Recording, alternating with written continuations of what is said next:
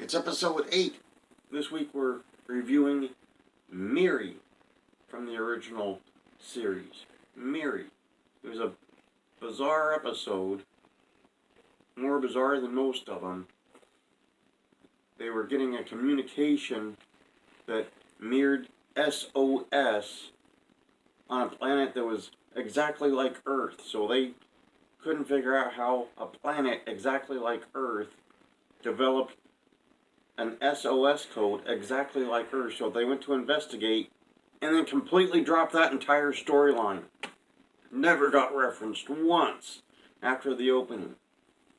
They hit the opening credits and they just flew right by that. Last time they ever referenced it. But a landing party beams down to this planet and they discover like this creature that was attacking McCoy because he thought McCoy was stealing his tricycle.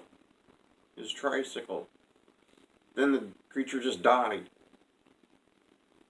They didn't understand it. Then they found this little girl hiding in an abandoned building that Mr. Spock said was identical to 1960s Earth, which was very specific for Spock, but he was 100% sure. Kirk, who was from Earth, thought it was early 1900s. Spock's like, no, 1960. Precisely. I don't know how he came up with that, especially since they were on some other planet. So who is he to judge? But they found this little girl named Miri. I believe it was supposed to be Mary, but in the title it was spelled as Miri. And they jumped back and forth on the pronunciation, so we'll go with Miri. Her story was all the grown-ups that her and the rest of these people called grubs were gone. Some sort of sickness took over and they were dying. So Kirk charms her into taking her to this laboratory because apparently she knew where the laboratory was in town, despite saying it was an awful place with no premise or follow-up on that. Never got explained. Nothing out of the ordinary on it once they got there. But it was a laboratory. They found the written journals of the doctors. They apparently were trying to create some sort of long life serum that would protect the cells and cause them to live extraordinarily long. They said they failed, but yet these children, they said, were 300 years plus old. 300 years plus old, but once they got to puberty, then they caught this disease that killed them within months. Then they said, on top of that, the children were going to starve the next month because they'd eaten all the food. Apparently, the parents, who were dying from this horrible plague, as Dr. McCoy put it, left 300 years worth of food. They could eat for 300 years on the canned food they left behind, apparently. Until Kirk randomly showed up and then they were almost out. It was really bizarre. Horribly bizarre.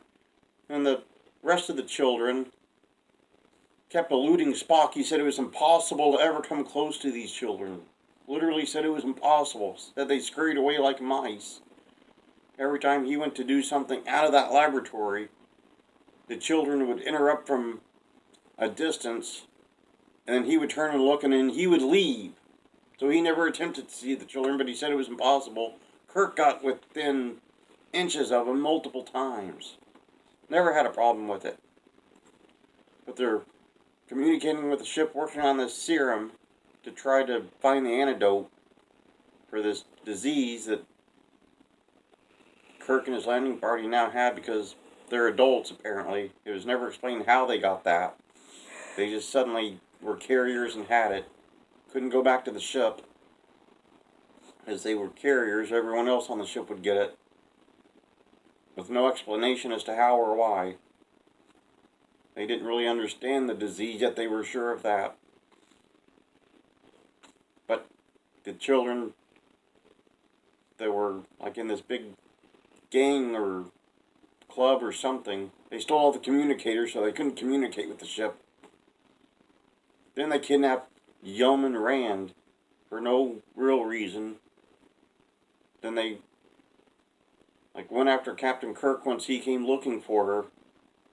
And they just kept yelling, bonk, bonk head, and they'd hit him in the shoulder with some sort of rubber club or something. It was never explained what it was. Kirk started screaming at him, begged them to let him help. And while he's doing all that, McCoy took that serum that they had, gave himself the shot, screamed for Spock, passed out, and Spock just stared at him for several seconds and was like, yeah, we're fine, it's cured. Everything's fine. He had no proof. Had no proof whatsoever. But everything was fine at that point. Then they're back on the ship for the closing, and Yeoman Rand and Dr. McCoy were concerned because they apparently just left the children there. They're like, they're 300 years old, have the mind of a 6 to 11-year-old child, but they'll be fine. Dr. McCoy said, I hope we left a truant officer, and everyone laughed.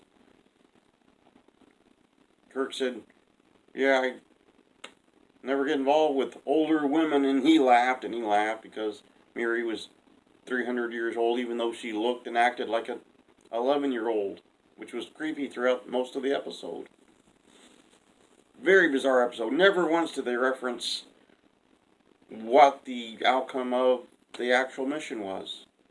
They were trying to figure out why this planet that completely mirrored Earth and had Earth-like communication systems was there. They didn't understand that. But then they never researched it in the whole course of the episode. Never brought it up again in the whole rest of the series. They forgot, apparently. Well, that was pretty much that episode. Some interesting notes. No Mr. Scott once again. No Mr. Sulu. No Nurse Chapel. I believe, if my memory serves correctly, that George Takei was filming the movie The Green Beret, so he missed several episodes, including the last two I've reviewed. Mr. Scott, once again not on this episode. I'm not sure where Jimmy Doohan was. I believe they billed him as a special guest star at times, so he may not have been a regular cast member at that point. So possibly that's what was going on. No Nurse Chapel. Everybody else that was a regular was featured in this episode, except Lieutenant Uhura was not in this one. Not even a cameo this time. They had Johnny, that was running the helm a few episodes ago at Communications, and they never said it directly, but he was apparently running the ship. Because he kept trying to get Captain Kirk to let him beam more people down, or more equipment, or beam them up. I don't know if he was just asking, or if he was running the ship and trying to get that order.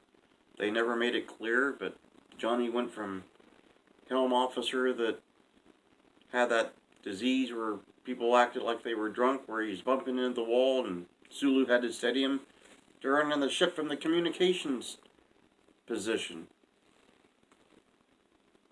Strange episode. Strange. But that's pretty much the episode.